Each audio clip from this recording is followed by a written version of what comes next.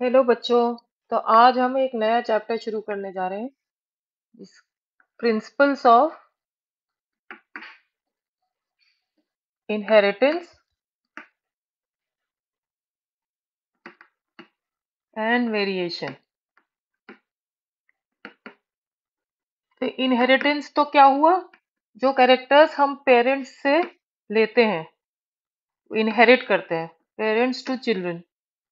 ठीक है, तो उसको इनहेरिटेंस कहते हैं and this is the basis of heredity.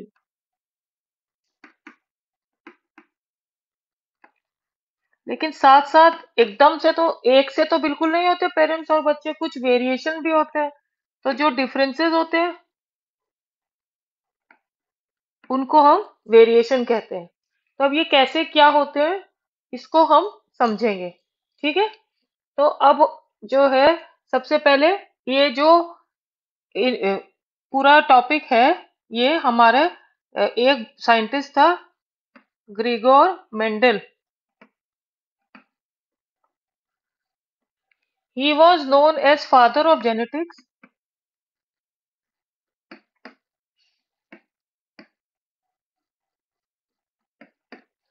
And he was also the first geneticist.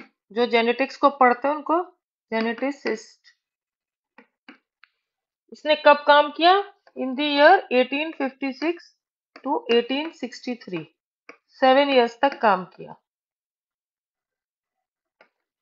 उसके बाद 1865 में इसने पब्लिश किया अपना फाइंडिंग्स को। लेकिन 1900 तक उसको it was not recognised, recognition नहीं मिला। और उसके बाद मिला जब, तब जो है उसको फादर ऑफ जेनेटिक्स बोला गया। तो एक तो ये नाम जरूरी है याद रखना, फादर ऑफ जेनेटिक्स। और ये इयर्स भी याद रखने जरूरी है। 7 इयर्स तक उसने काम किया, 1865 में पब्लिश किया और 1900 में रिकॉग्निशन मिला, क्योंकि ये सब उसमें दिए हैं एनसीईआरटी में। तो अब इसके कुछ कारण है कि उसको सक्सेस क्यों मिली, उसको क्यों फादर ऑफ जेनेटिक्स कहा गया। At the same time there are reasons कि वो, उसको इतना टाइम क्यों मिल गया, लग गया रिकॉग्निशन मिलने में। तो हम दोनों रीजंस पढ़ते हैं क्योंकि वो एनसीईआरटी में दिए हुए। तो सबसे पहला तो हो गया reasons for success.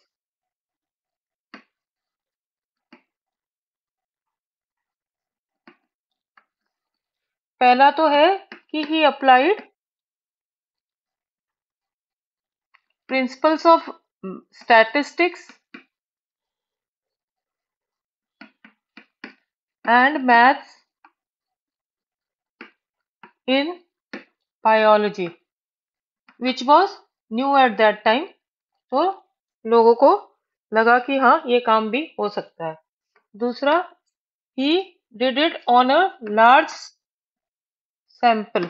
Large sampling करने से क्या होता है कि जो है उसको क्रेडिबिलिटी ज्यादा मिलती है। यानी कि अगर हम किस इसको वो करेंगे,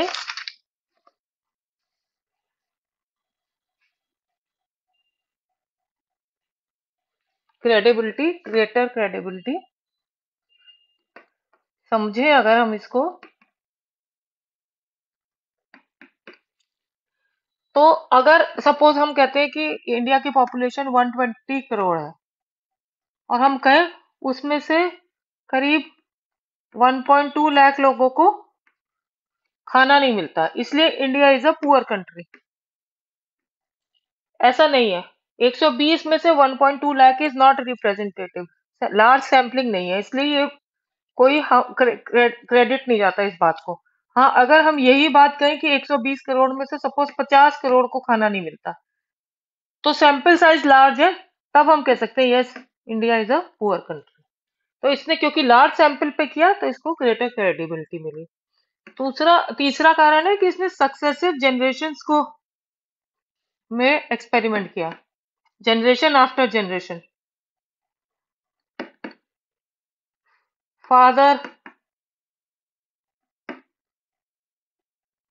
सन, फिर उसके सन, फिर डॉटर। तो अभी जो भी कुछ उसने इतनी सारी जनरेशन आफ्टर जनरेशन किया, तो जो भी उसने इन्फ्लुएंस निकाली उसको जनरलाइज कर सकते हैं।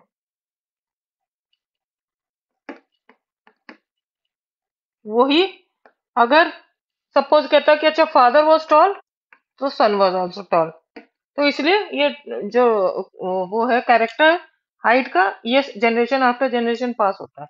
दो जनरेशन से कुछ नहीं होता, हो सकता है अगला सन जो है वो इतना टॉल ना हो या ड्वार्फ हो, लेकिन अगर ये टॉल टॉल टॉल सब चलते ही चले गए generation after generation, successive generation तक, तब हम इसको जनरलाइज कर सकते हैं कि this character can be transmitted from one generation to another generation. तो ये तीन कारण से इसका पॉपुलर हुआ। क्या क्या है वो कारण? पहला तो इसने स्टैटिस्टिक्स और मैथ्स अप्लाई करी, दूसरा लार्ज सैंपल साइज लिया, और तीसरा सक्सेसिव जनरेशन्स में इसने फॉलो किया। अब हम देखते हैं what are the reasons of late recognition. Reasons for late recognition of his work.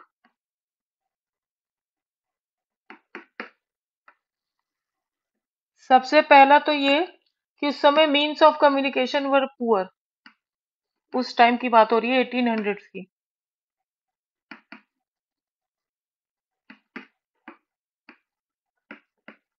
तो इस वजह से it could not spread properly, could not spread।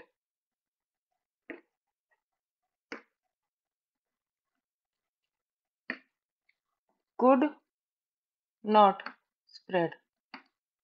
दूसरा, इसने ये बोला कि जीन जो होता है,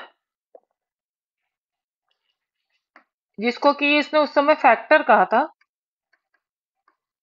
वो स्टेबल है, and it transfers the characters from generation to generation.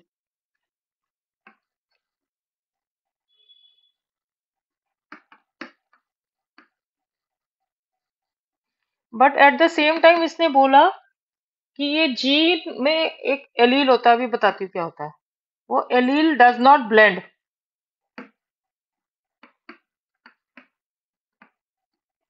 तो अगर वो ब्लेंड नहीं करता तो वेरिएशन कैसे आते हैं? तो इसलिए जो साइंटिस्ट थे उस टाइम के वर नॉट कन्विंस्ड कि जब ये ब्लेंड नहीं किया तो वेरिएशन कैसे आए। ठीक है, इस समय मैं आपको बता दूं एलील क्या होता है। जैसे कि एक सेल है किसी भी ह्यूमन बीइंग के बॉडी का, उसमें आपको मिलेंगे दो तरह के डीएनए, एक फादर से, एक मदर से।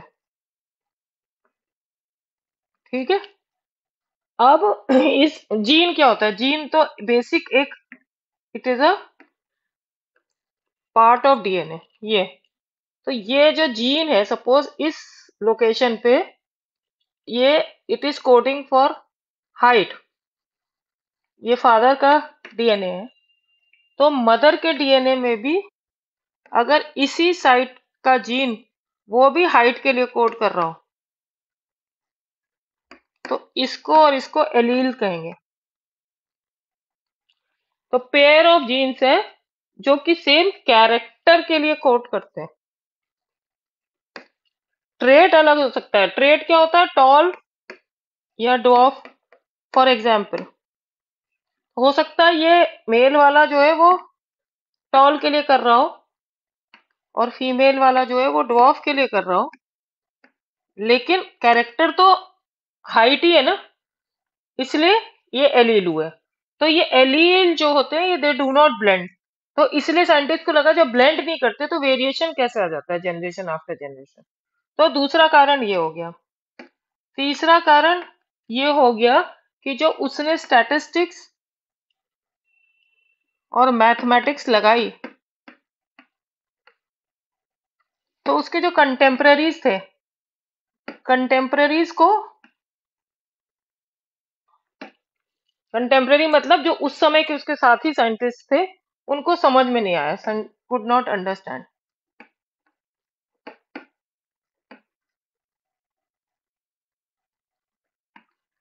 और चौथा कारण ये था, जो उसने बताया फैक्टर, जिसे बाद में जाके जीन कहा गया,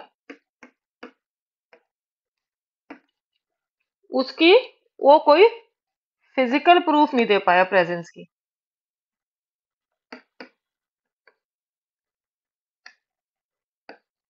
of presence could not be given.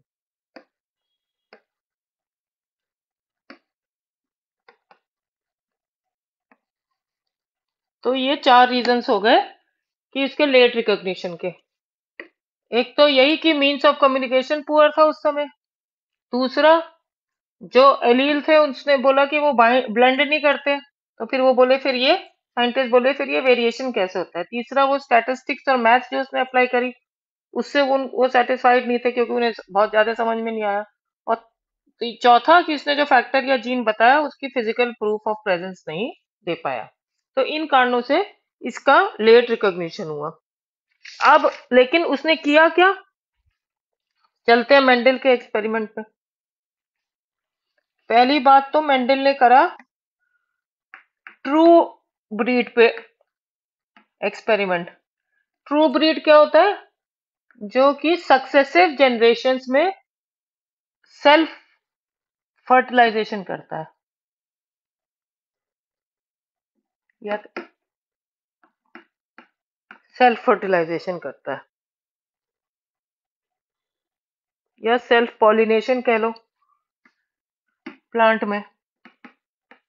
अब ये क्या है, जैसे हम देखें अगर एनिमल्स को, तो उससे जो बनता है वो ट्रू ब्रीड होता है। एनिमल्स तो दो तरह के होते हैं, मतलब दो तरह के एनिमल्स तो यूनिसेक्सुअल ही होते हैं, जिसमें मेल अलग होता है और फीमेल अलग होता है। प्लांट जो है वो यूनिसेक्सुअल भी हो सकते हैं और बाइसेक्सुअल भी हो सकते हैं। मतलब इसमें तो मेल और फीमेल अलग अलग होगा, लेकिन इसमें male and female are in one.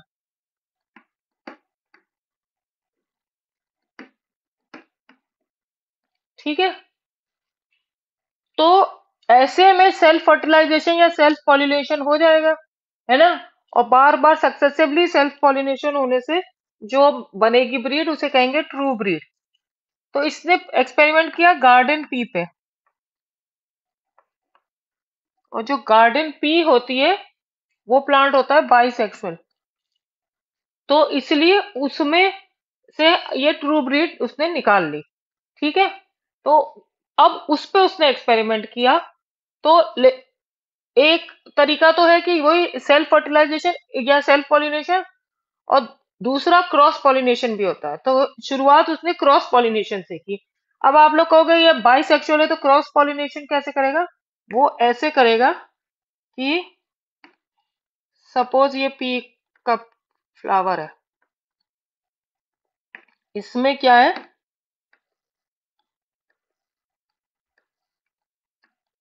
ये एंथर्स है जो कि मेल होते हैं। ठीक है, और ये है स्टेमिन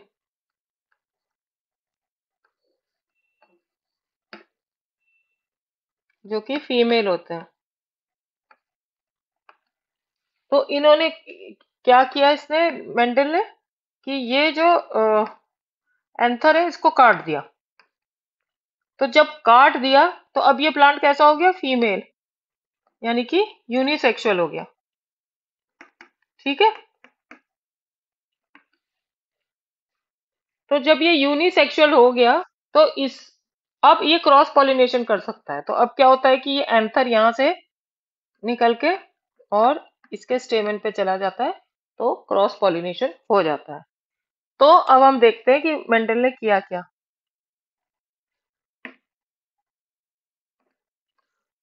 उसको कहते हैं इनहेरिटेंस ऑफ वन जीन,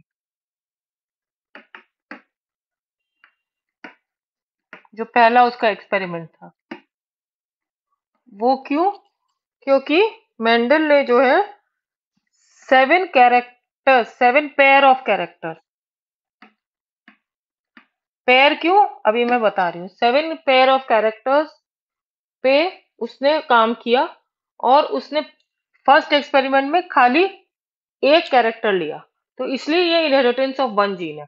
लेकिन अब ये कौन से कैरेक्टर्स हैं और उनमें से कौन सा डोमिनेंट है, कौन सा रिसेसिव है, ये मैं आपको बता रही हूँ, और ये बहुत ही ज्यादा आता है एग्जाम में, इसलिए आपको इसको रट के रखना है। तो ये कैरेक्टर का नाम है, ये उसका ट्रेट है, और ये कौन सा डोमिनेंट है और कौन सा रिसेसिव है। डोमिनेंट मतलब कि वो इस पे डोमिनेट करेगा, अगर ये है तो यही एक्सप्रेस करेगा, ये छुप जाएगा। ठीक है।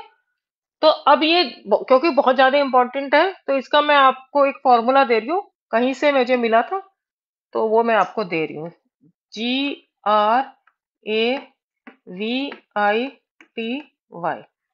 ठीक है। अब ये किस किस कैरेक्टर को करता है? ये करता है पॉड के कलर को। पॉड क्या होता है? जो मटर की फली होती है ये। ठीक है। तो अगर ये ग्रीन है तो ये डोमिनेंट है, अगर ये येलो है तो रिसेसिव है। ठीक है, जी से हो गया। दूसरा कैरेक्टर क्या हुआ? इसके अंदर जो सीड होती है उसके शेप, अगर जो राउंड है तो वो डोमिनेंट है, अगर वो रिंकल्ड है तो वो रिसेसिव है।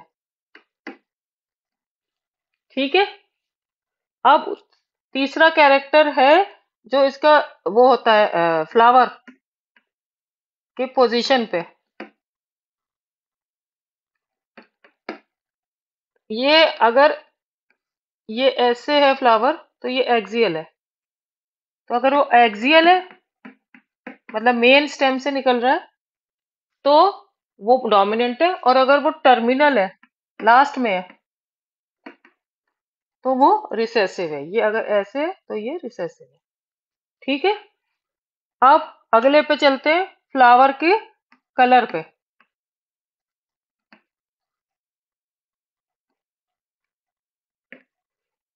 तो अगर जो ये वॉयलेट है तो ये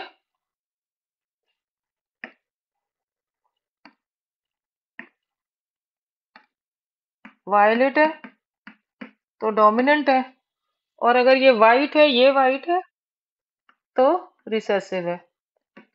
ठीक है। फिर जो पॉड है, फिर यही पॉड जो इसका फली है, पॉड के शेप पे अगर ये फूली हुई है, इन्फ्लेटेड उसे कहेंगे, तो ये डोमिनेंट है, इन्फ्लेटेड। और अगर पिचकी हुई है जिसे कहते हैं कंस्ट्रिक्टेड, तो वो रिसेसिव है। अगर यही पिचक जाए करके तो ये रिसेसिव हो गया। ठीक है। अब हम आते हैं प्लांट की हाइट पे।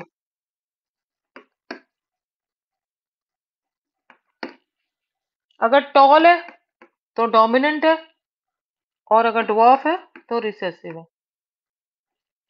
ठीक है। एंड लास्ट है कलर ऑफ सीड, जो उसके अंदर से मटर के दाने निकलते हैं, इसका कलर। तो अगर ये येलो है तो इट इज डोमिनेंट, और अगर ग्रीन है तो इट इज रिसेसिव।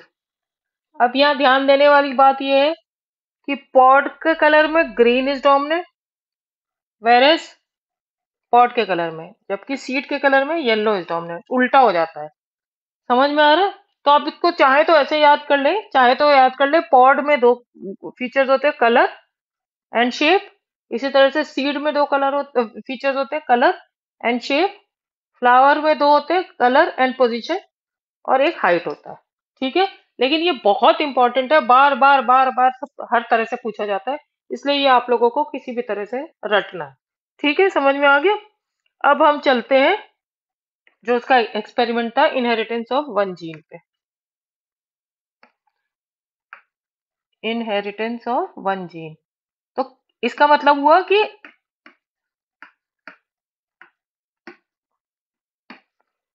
जो अभी हमने ये करे, इनमें से कोई एक कैरेक्टर उसने ले लिया, वन जीन है ना, एक कैरेक्टर ले लिया और उस पे काम किया।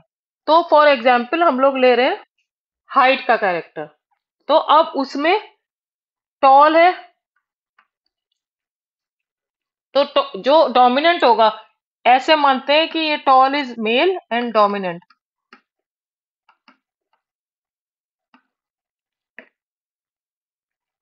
And short is female and recessive. ठीक है, तो अब हमने इसको बताया था अभी कैसे क्रॉस पॉलिनेट करेंगे, लेकिन इसको क्रॉस पॉलिनेट किया।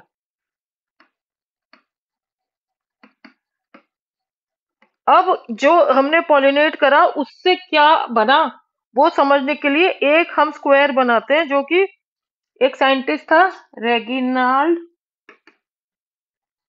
सी पुनेट, उसने बनाया था स्क्वायर एक,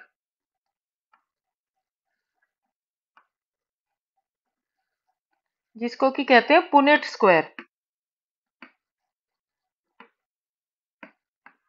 पुनेट स्क्वायर एक्चुअली क्या होता है, ये एक रिप्रेजेंटेशन होता है कि जब हम क्रॉस करते हैं तो उसका जो आउटपुट होता है उसमें क्या जेनेटिक मेकअप होता है, या जीनोटाइप जिसे कहते हैं। To predict the genotype, probability जो होगी क्या क्या हो सकती है, मतलब इससे हम कैलकुलेट करते हैं प्रोबेबिलिटी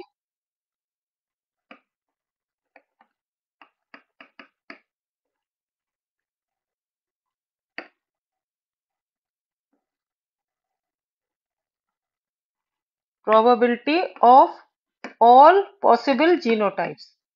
इसका मतलब अभी समझा रही हूँ।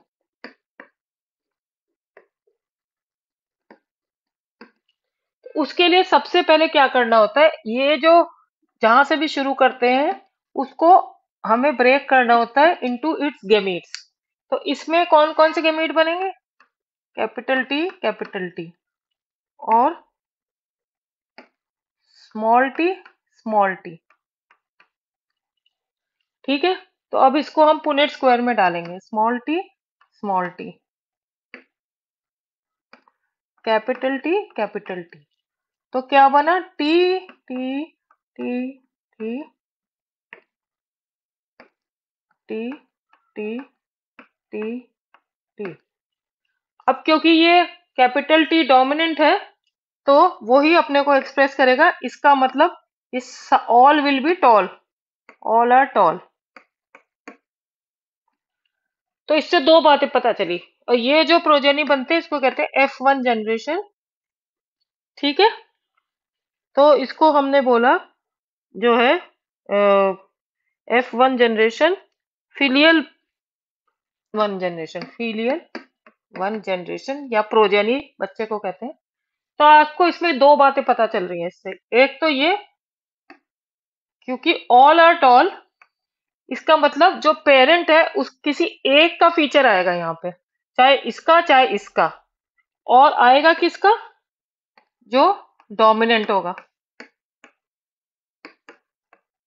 ठीक है, दूसरी बात, जो हमने ये पुनेट स्क्वायर की बात करी थी, तो उससे प्रोबेबिलिटी कि क्या क्या जीनोटाइप हो सकते हैं। अब क्योंकि ये प्योर ब्रीड है, जो मैंने शुरू में बताया था, तो इसमें एक ही पॉसिबल जीनोटाइप है जो हमें पुनेट स्क्वायर से पता चला।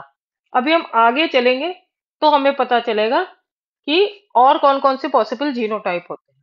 तो इतनी बात समझ में आ गई, ये F1 फिलियल वन प्रोजेनी है। इसको पुनेट स्क्वायर बना के पता चला कि ऑल आर टॉल, यानी कि ये खाली वन पेरेंट की कैरेक्टर को एक्सप्रेस करती है, वो भी कौन से वाले को, डोमिनेंट वाले को।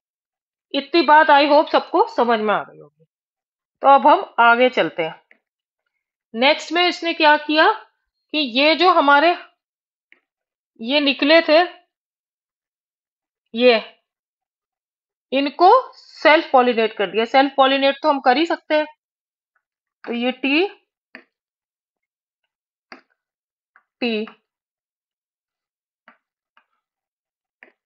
मतलब इमैस्कुलेशन नहीं करा, ऐसे ही कर दिया, ये कर दिया सेल्फ पॉलिनेट।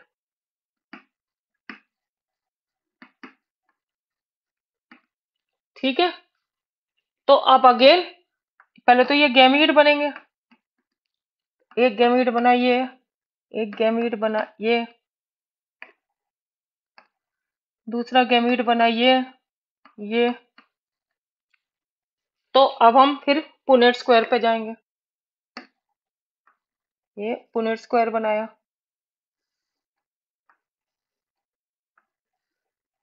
तो यहाँ पे हमने ये डाल दिए गैमीट। तो अब हमें क्या रिजल्ट मिला,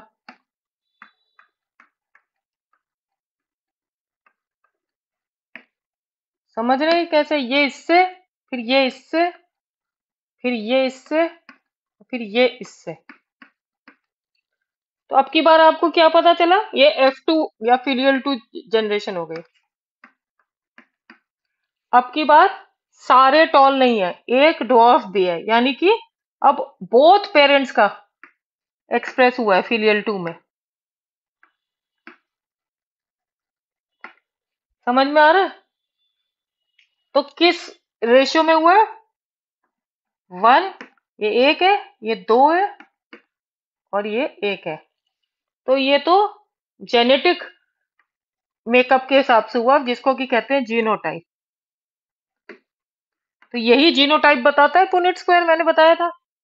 लेकिन अगर हम ये समझे कि क्योंकि ये डोमिनेंट है, तो ये जहां भी होगा ये तो वही एक्सप्रेशन एक्सप्रेस करेगा, तो ये तीनों टॉल हुए, है ना। बाहर से तो ये तीनों टॉल ही दिखेंगे। तो यहाँ पे ये हुआ 3:1। जो बाहर से दिखता है that is known as phenotype. तो F2 जनरेशन में ऑल दो फिनोटाइप 3:1 है, लेकिन जीनोटाइप 1:2:1 है। बाहर से तो तीन वो दिखेंगे टॉल, लेकिन उनका जेनेटिक मेकअप अलग अलग है। इसी को हम परसेंटेज में रख सकते हैं, 25%, 50% एंड 25%। एक 75%, 25%। तो आप लोग जीनोटाइप और फिनोटाइप में फर्क समझ गए। जीनोटाइप वो है जो इसका ये जेनेटिक मेकअप है, और फिनोटाइप की वो कैसे एक्सप्रेस करेगा। एक्सप्रेस तो ये तीनों ही टॉल करेंगे। अब उसने, क्योंकि मेंडल ने मैथ्स और स्टैटिस्टिक्स अप्लाई करी थी, तो उसने जो है एक इक्वेशन बनाई, इससे जो कि हुई, मतलब ये ऐसे है ना,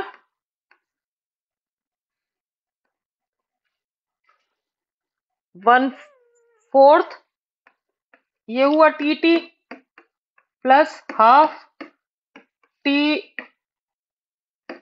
टी प्लस 1/4 टी, है ना। तो इसको इसने ऐसे एक क्वाड्रेटिक इक्वेशन बनाई। अब कैसे बनी ये आप लोग समझना, मुझे नहीं आती इतनी maths. Half T plus half T square, समझ गए, ये इक्वेशन बन गई। अब हम जब इसको खोलेंगे तो ये क्या होगी, हाफ, ये दो बार है ना स्क्वायर है, हाफ टी प्लस हाफ, अभी बना रही हूँ, into half T plus half.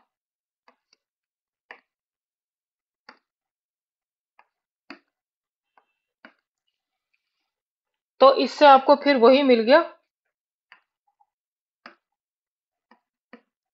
1/4 T plus T T, मतलब हाफ टी टी प्लस 1/4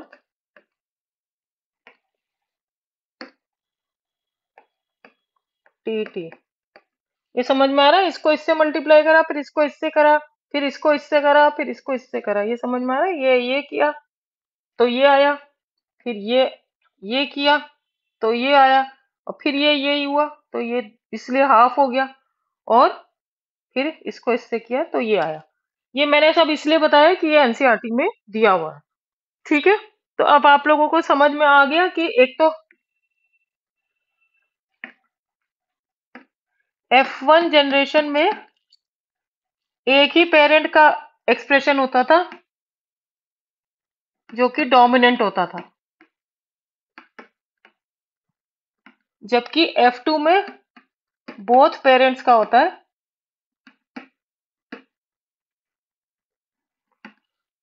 जिसमें कि जो वो होता है फिनोटाइप जो बाहर से दिखता है, उसमें 3:1 का रेशियो होता है, यानी कि 3 टॉल होते हैं और 1 ड्वार्फ होते हैं। लेकिन जीनोटाइप जो होता है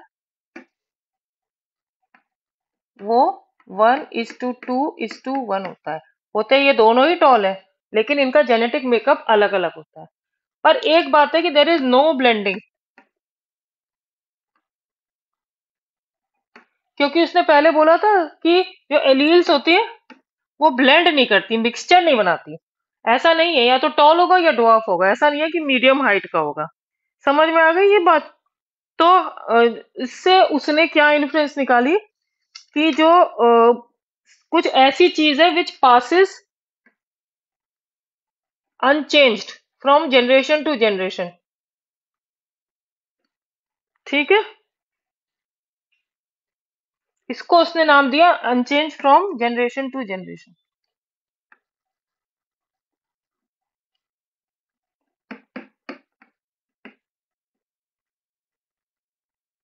तो इसको इसने नाम दिया फैक्टर्स, जिनको कि बाद में हमें पता चला कि वो जीन्स है। उसका नाम जीन्स है, and genes are the unit of inheritance.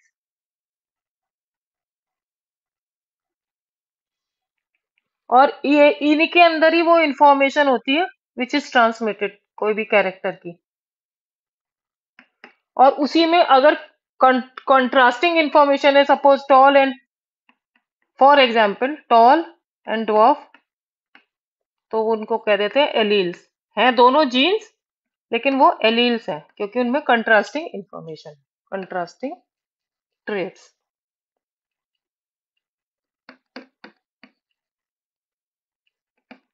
ठीक है, तो इसी का अब एक डायग्राम, क्योंकि एनसीईआरटी में दिया है इसलिए हम देख लेते हैं F1 और F2 का एक साथ।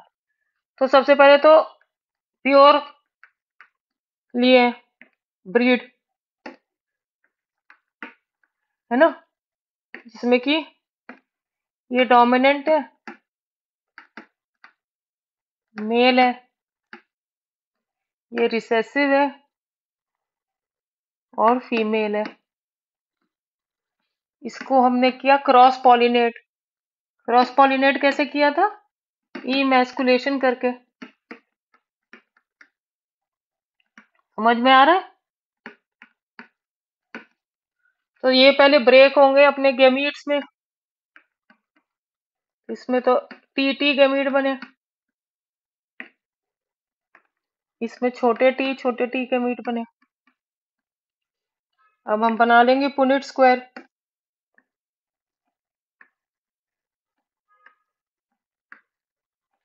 पुनेट स्क्वायर से ये गैमीट यहाँ लगा दिया। ठीक है, समझ में आ रहा है बच्चों?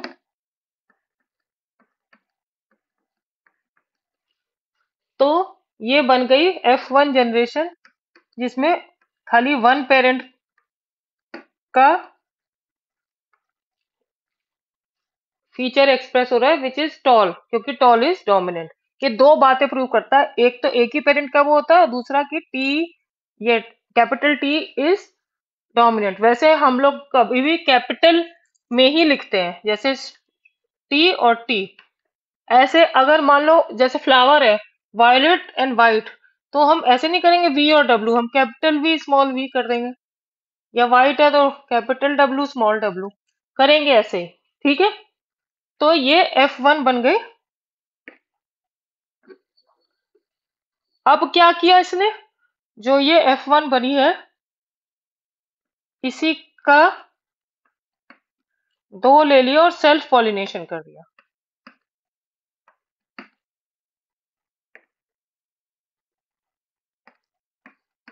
सेल्फ पॉलिनेशन,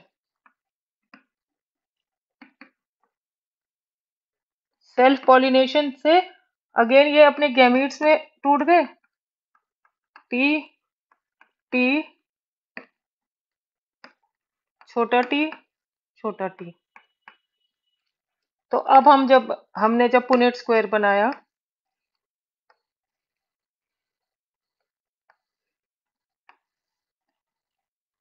तो ये टी ये टी ये टी ये टी, तो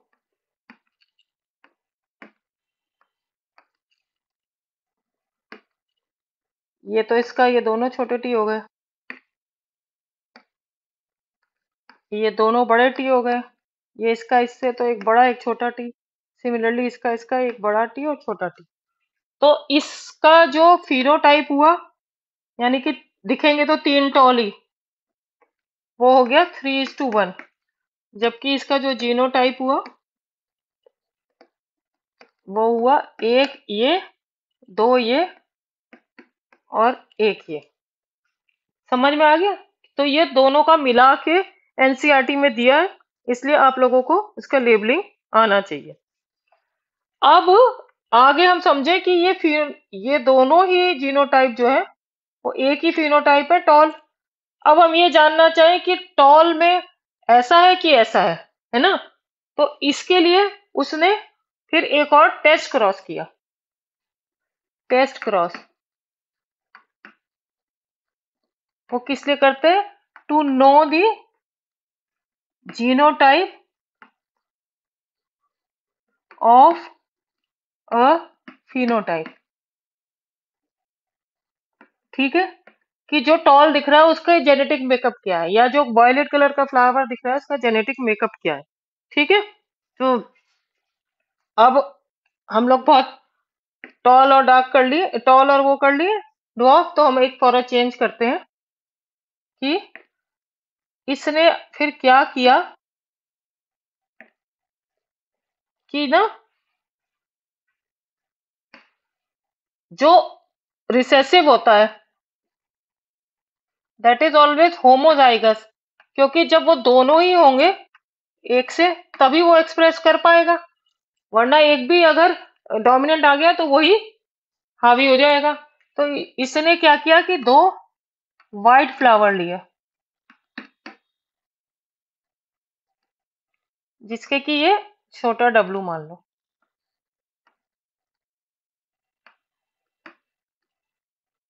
ठीक है।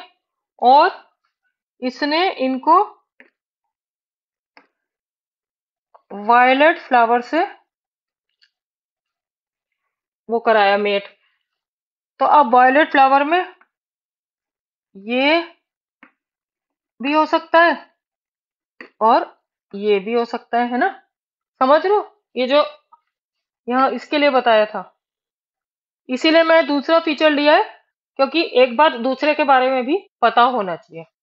तो अब हमने इसके गैमेट्स निकाल दिए, डब्लू छोटा डब्लू, इसके निकाल दिए छोटा डब्लू, इसके निकाल दिए, एक तो छोटा डब्लू और बड़ा डब्लू, बड़ा डब्लू और बड़ा डब्लू। और हमने बना दिया पुनेट स्क्वायर। पुनेट स्क्वायर से ही तो पता चलती है पॉसिबल जीनोटाइप्स कितनी प्रोबेबिलिटी किसकी है ना। इधर भी बना दिया और इधर भी बना दिया।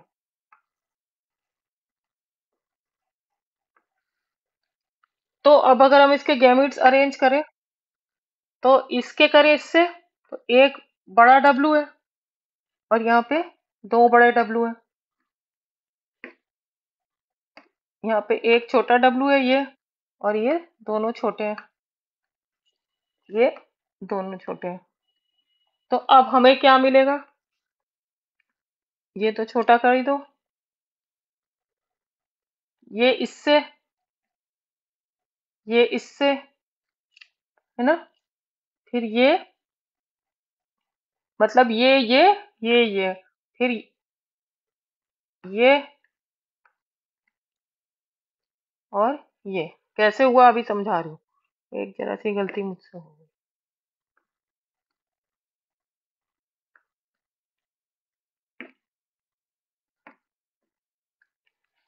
देखो, ये इससे करेगा तो ये आएगा, फिर ये इससे करेगा तो ये आएगा, है ना, फिर ये इससे करेगा तो ये आएगा, और ये इससे करेगा तो ये आएगा। तो अब इसमें क्या हुए, 50% तो हुए टॉल, वो वायलेट टॉल ही मुझे भी याद आ रहा है ना, क्योंकि इसमें डोमिनेंट वाला है, जबकि 50% होंगे वाइट रिसेसिव वाला। तो जब 50-50% होगा तो इसका मतलब है कि ये जो वायलेट फ्लावर है ये हेटेरोजाइगस है, यानी कि इसमें एक एलील जो है वो वायलेट का है और दूसरा वाइट का है, लेकिन क्योंकि वायलेट डोमिनेंट है तो इसलिए जो है वो एक्सप्रेस हो रहा है दो में। अब इधर क्या होगा, समझ में आ गई ये बात, इधर तो क्योंकि ये दोनों होमोजाइगस है तो इसमें तो सारे, ये इससे, फिर ये इससे, फिर ये इससे, और ये इससे, तो इसमें क्या होंगे, ऑल आर टॉल, वो फिर टॉल कह रही हूँ, all are violet in colour. तो जब ऐसा होगा इसका मतलब जो ये वायलेट फ्लावर है ये होमोजाइगस है, मतलब ये इसमें दोनों कैपिटल डब्ल्यू के एलील्स हैं। तो अभी आपने देखा ये कि ये जो वायलेट फ्लावर है इसके पास ये भी जीनोटाइप हो सकता है और ये भी जीनोटाइप हो सकता है, लेकिन फिनोटाइप तो इसका वायलेट ही है। तो अब हम कैसे जानेंगे कि ये इसका जीनोटाइप ये है कि ये है, उसके लिए हम ये टेस्ट क्रॉस करते हैं to know the genotype of a phenotype. समझ में आ गई ये बात, तो टेस्ट क्रॉस भी बहुत इंपॉर्टेंट है, बार बार बार बार आता है, ठीक है। अच्छा, ये जो गैमीट्स बनते हैं ये तो जैसे ह्यूमन बीइंग में या एनिमल में बनते हैं, मियोसिस से ही बनते हैं, समझ में आ रहा है ना। तो अब ये सारे एक्सपेरिमेंट से मेंडल ने 2 लॉज ऑफ इनहेरिटेंस बनाए, 2 लॉज ऑफ इनहेरिटेंस,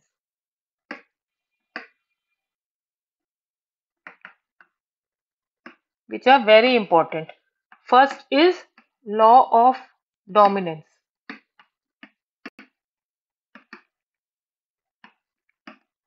तो पहला पॉइंट तो वही है, उसने बताया कि फैक्टर्स जिनको आगे जाके हमने जीन्स का are present which control the characters,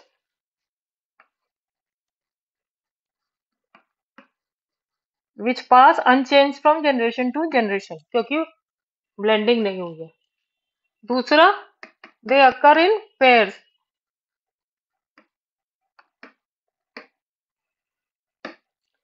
तीसरा, they may have contrasting trades,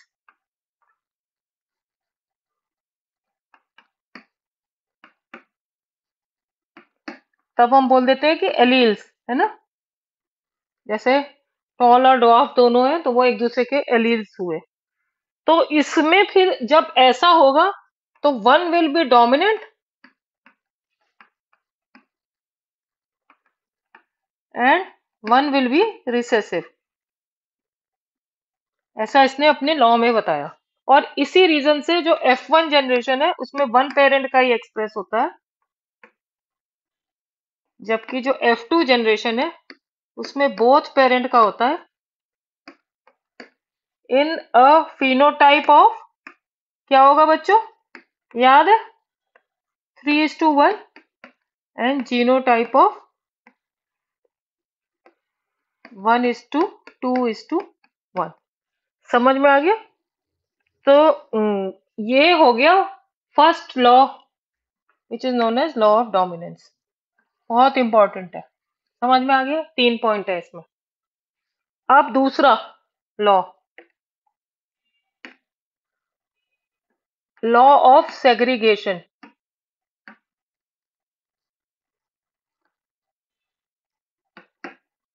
तो ये पहली बात तो ये कहता है कि ये जो एलील्स होते हैं दे डू नॉट ब्लेंड। तो बताया था कि प्योर प्योर जाता है, मिक्सिंग नहीं होती, दे डू नॉट ब्लेंड। ठीक है,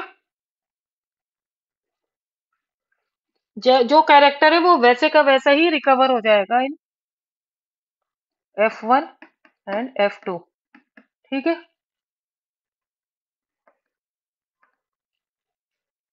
दूसरा उसने ये बोला कि ये जो एलील्स होती हैं तो वो जो कैरेक्टर होता है उनपे वो सेग्रीगेट हो जाते हैं। तो टू एलील सेग्रीगेट, सेग्रीगेट मतलब अलग हो जाते हैं, सेग्रीगेट, इसीलिए लॉ ऑफ सेग्रीगेशन है, सेग्रीगेट इनटू गैमीट्स।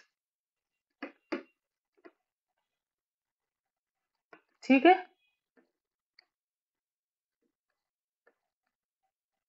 जरा सा लेक्चर रह गया, ये साथ दे दे। तो अगर होमोजाइगस होते हैं टी टी तो इनका जो गैमीट बनते हैं वो सेम होते हैं ना, जबकि ये हेटेरोजाइगस जब होते हैं तो इसके गैमीट्स अलग अलग होते हैं, they are different. Similar gametes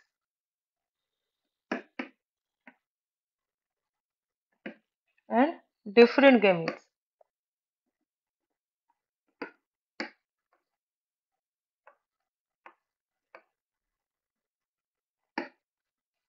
तो ये हो गया दूसरा लॉ कि एलील्स डू नॉट ब्लेंड। दूसरा, the alleles segregate into gametes depending on कि वो होमोजाइगस है या हेटेरोजाइगस है, गैमीट्स एक से होंगे या डिफरेंट हो जाएंगे। तो ये इतना है about inheritance of one gene. आप लोगों को बेशक से लग रहा होगा कि मुश्किल है, लेकिन समझेंगे आप तो अच्छे से समझ में आ जाएगा, and then it becomes very easy. तो पहले आप लोग इतना समझिए, फिर कोई क्वेरी है तो मुझे कमेंट सेक्शन में डालिए, और तब हम इनहेरिटेंस ऑफ टू जीन्स पे जाएंगे। तो आप लोग मेरे चैनल को लाइक शेयर और सब्सक्राइब करिएगा बच्चों। ठीक है, थैंक यू बच्चों।